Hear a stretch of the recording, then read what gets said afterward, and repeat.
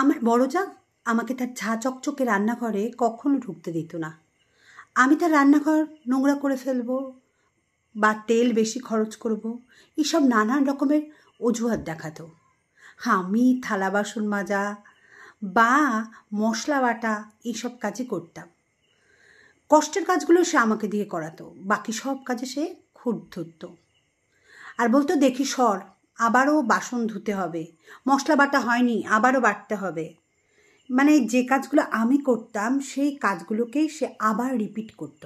আমার কাজ হয়ে যেত, লাস্ট ফিনিশিং তাকে দেখাতেই হবে সেই কাজটা ভালো করতে জানে, ভালো করছে। আর বলতো, এবার তো একটু কাজ করতে শেখ, ঠিক করে তো কাজ করতেই জানিস না। এভাবে প্রতিনিয়ত আমার প্রত্যেকটা কাজে খুঁত ধরত, সবার মাঝখানে আমাকে ক্রমাগতভাবে ছোট করত। আমি ঘর গোছাতে পারি না, রান্না করতে গেলেও সব মশলা ফেলে দিই, নানান রকমের অজুহাত। তো যাই হোক, আমার মশলা বাটা একদম মিহি হয় না, পরিষ্কার করে ঘর মুছতে পারি না, আমার তরকারি কাটা ঠিক হয় না, আমার ঝাড়ু দিলে ঘরে ময়লা থাকে, কাপড় কাচতে গেলে আমার কাপড় কাচা পরিষ্কার হয় না। নানান রকমের সে অজুহাত দিত আর সব কিছুতে কান ভাঙাতো। সবার কাছে এক প্রকার আমাকে ছোটই করতো। যাই হোক, এভাবে আমার দিন চলতে থাকতো। আর সে কাজ করতো আর একা একা বকবক করে শোনাতো সে কত কষ্ট করে, অথচ আমি যে তার সাথে অনেকটা সময় হেল্প করতাম তার কোনো দাম ছিল না। আমি যদিও ভয়ে ভয়ে সব কাজই করতাম, সেগুলো আবার সে রিপিট করতো লাস্টে গিয়ে। আমি কাজ না করলেও আমার বর বা ভাসুর ঘরে আসলে তাদের কাছে নানা রকম নালিশ করতো, ও পারে না, ও জানে না, আমাকেই শেষ পর্যন্ত করতে হয়, ওই কি করবে, সারাদিন তো কোনো কাজ নেই। যাই হোক, তো ভাসুররা যারা থাকে তারা তো আর কিছু বলতো না, তবে আমার বর আমাকে খুব বোঝাতো। এক সময় বলতো যে বৌদি যা বলে সেটা মেনে চলবে, মাঝে মাঝে বকাও দিত, দুই একটা কাজ করলে আমার হাত ক্ষয়ে যাবে না এই ধরনের কথাও বলতো। এটা আমার বাবার বাড়ি না, এখানে কাজ করেই খেতে হবে, আসলে বৌদি সবার কাছে তোমার খুব বদনাম করে, এইভাবে নানান রকমভাবে আমাকে বোঝাতো, আমার উপর রাগঝাড়ও করতো। শেষে এমন একটা পরিস্থিতি তৈরি হলো, ভাতের থেকে কথায় বেশি হজম করতে হতো আমাকে। খুব বেশি মানসিক ডিপ্রেশনে ভুগছিলাম, সংসারের প্রতি তিক্ততা দিন দিন বাড়ছিল। এরকম সংসার তো আমি চাইনি, যে সংসারে আমার পছন্দের কিছুই রান্না হবে না, আমি চাইলেও কিছু করতে পারবো না। দিন দিন আমার যেন সংসারের প্রতি বড্ড অনীহা বাড়তে থাকলো। এরপর একদিন হাউমাউ করে কেঁদে ফেললাম যে এই সংসারের থেকে আমি মুক্তি পেতে চাই, ঈশ্বর আমায় ক্ষমা করো, আমার একান্ত নিজের একটা সংসার দাও, আর না হয় তোমার সব কিছু, যা কিছু তোমার তুমি তুলে নাও, আমাকে তুমি নিয়ে নাও, আমি আর এই পৃথিবীতে থাকতে চাই না। আমার বড় ভাসুর ছিল, মানে তার ভালো কাপড়ের রমরমা ব্যবসা। তো আমার স্বামী ছোটোখাটো ব্যবসা করেন, তেমন কোনো কাজই করেন না, যেহেতু সে একদমই তেমন কাজ করেন না, আমাকে তো বেশি কথা শুনতেই হবে। নতুন বরের সবেমাত্র আমার বরের নতুন চাকরি, সংসারে খরচপত্র সব কিছু সে অত দিতে পারতো না, তো আমাকে নানান রকম কথা শুনতে হতো। আমার দামি শাড়ি গয়না কিনে দেয়, এসবের তো কোনো প্রশ্নই ছিল না, ঘোরাফেরাও যাবে না, কোনো কিছুই করা যাবে না, কারণ আমার স্বামীর যে টাকা কম। কোথাও গেলে, অনুষ্ঠানে গেলে আমাকে সেই কোনো রকমভাবে একটা শাড়ি পরে যেতে হতো।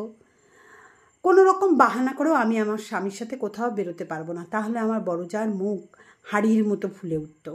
তার মনে হতো আমি বেশি টাকা খরচ করে ফেলবো আমার স্বামীর সাথে গেলে।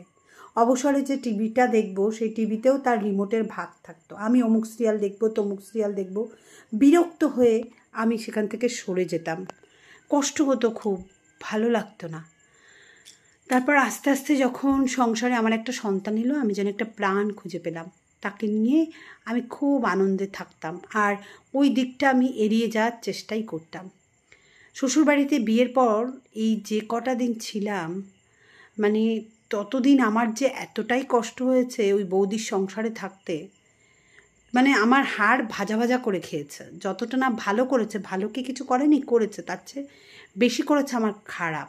আমার সংসার কিভাবে ভেঙে যায়, আমার স্বামীকে কি করে ভুল বোঝানো যায়, আমার সন্তানকে ভুল বোঝানো যায়, প্রতি পদে পদে আমাকে হেনস্থা করা যায়, এগুলোই করতো। দিন দিন এসব দেখে আমার সংসারের প্রতি উদাসীনতা চলে আসে।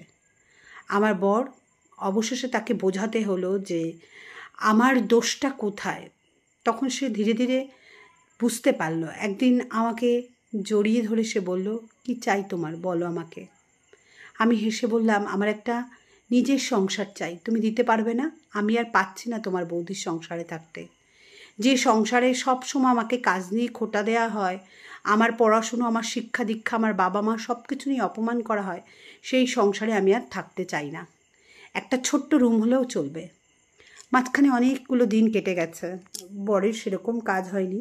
আস্তে আস্তে আমার বর যখন ভালো একটা কাজ পেল, তখন আমরা একটা ছোট্ট রুম নিয়ে একটা বাসা, মানে একটা ঘর ভাড়া নিলাম। আস্তে আস্তে ঘর ভর্তি আসবাব তৈরি করলাম।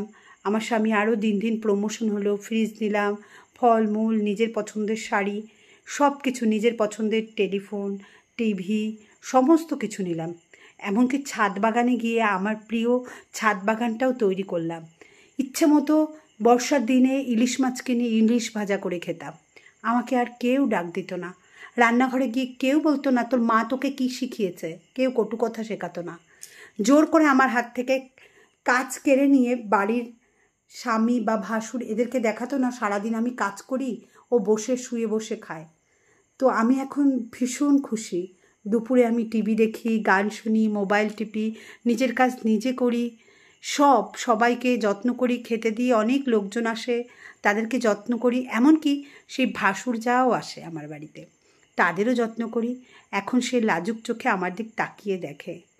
আমি মাংস কষা রাঁধি আর তাকে খেতে দিয়ে বলি, দিদি খেয়ে দেখো না কেমন হয়েছে। আমার বড় যা বলে, তুই এত ভালো পোলাও, বিরিয়ানি, ইলিশ কোথা থেকে শিখলি রে? আমি আর কিছু বলিনি, আমি শুধু হেসে সেখান থেকে চলে আসি। যে বড় জাগুলো এইরকম হয়, একসময় তার ছোটো জাদের প্রচুর কাঁদায়, প্রচুর কষ্ট দেয়, তারা কি বোঝে না যে বড় যা, ছোটো যাও তো একটা মেয়ে। আর আমি যখন তাকে রান্না করে খেতে দিই, সে তখন তৃপ্তি দিয়ে চেটে পুটে খায়।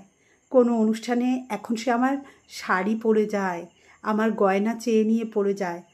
আমি না ভীষণ ভীষণ খুশি হই, তাকে যত পারি তত যত্ন করি। কিন্তু তার এতটুকু অনুতপ্ত বোধ বা লজ্জিত হয় না, উল্টে গর্ব করে সবাইকে বলে বেড়ায়। তাই অন্যায় না করলে কোনো ভয় নেই। ঈশ্বরকে সঙ্গে নিয়ে তুমি প্রার্থনা করো, একদিন ঈশ্বর ঠিক তোমাকে দেখবে। আমি এখন সুন্দর করে ঘর গোছানো শিখাচ্ছি, যে কিনা আমি কোনো দিন নাকি ঘর গোছাতেই জানতাম না, আমাকে ঘরে ঢুকতেই দিত না। একটা প্রবাদ আছে না, পাগলের সুখ মনে মনে।